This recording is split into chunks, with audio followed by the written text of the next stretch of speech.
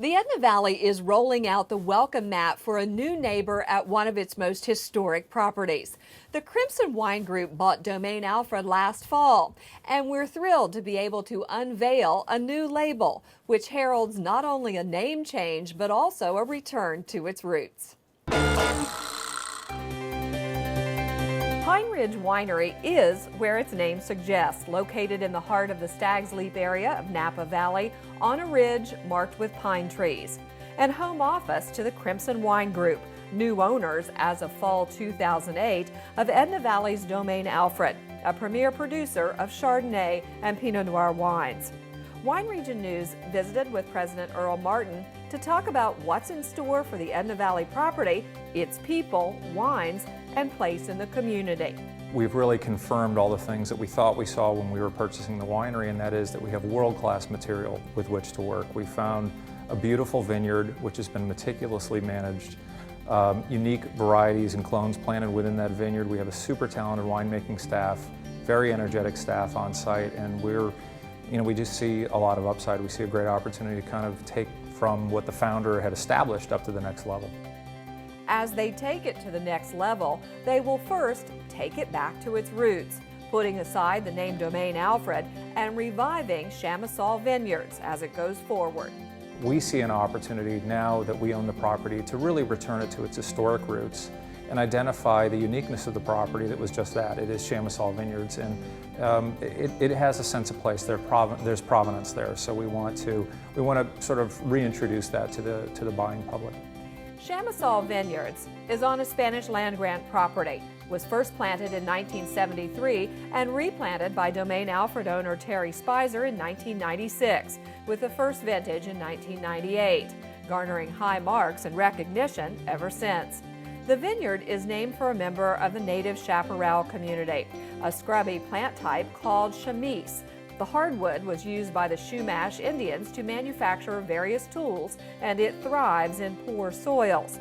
The new label, which you see here for the first time, through its subtle, elegant design and selection of earth tones, reflects the connection to the land and history. It was important to us that we really kind of connect the dots, so the consumer, by looking at the label, can say, okay, I've got a sense for what that wine is, and it should look like California. It should look warm, it should look inviting, it should look complex, it should look delicious. Crimson Wine Group owns other well-regarded wineries, including Archery Summit in Oregon, Pine Ridge in Napa, and Double Canyon Vineyards in Washington State, creating a portfolio with a strength not only in numbers but also in excellence. We have some demonstrated expertise in sales and marketing. We have a network of distributors in the sales force that is calling on those distributors throughout the United States, and ideally we'll be able to put those wines in the appropriate both retail and restaurant locations, not only nationally but internationally as well. I think these wines are unique and they have a unique place in the market, and it's our job to kind of connect them to the consumer out there. One of the first things we did was we joined the Slow Vintners. That is an organization, a local trade organization of wineries that the winery had not participated in for a number of years. Finn, our winemaker, is on the board of the World of Pinot Noir conference that's coming up soon. So we're looking to sort of reintegrate with the community. That's important to us. I mean, we see ourselves not only as sort of merchants, but as stewards, and we're part of the community. We're neighbors. We have neighbors. So we need to be respectful of that, and I think it's important.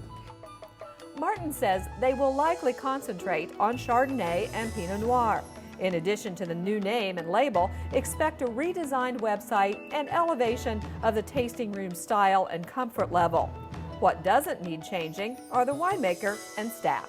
One of the, as we were going through the due diligence process and kind of looking at the opportunity to acquire this property, one of the many things that helped tip the balance for us was tasting some of the wines that Finn had made that were in barrels. So the 07s, which will be coming out this spring, were spectacular and really did help convince us that we had not only the right property but the right guy sort of overseeing the winemaking.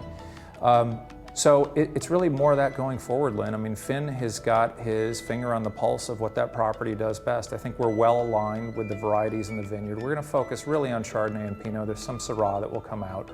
We have a little bit of Grenache, a little bit of Pinot Gris, but it's really just going to be to improve upon the base that's already been built. The people at Crimson Wine Group are really hospitable. And just to let you know, Earl Martin is a really big cycling fan. You know that he was out on the line when the Tour of California came through his area last week.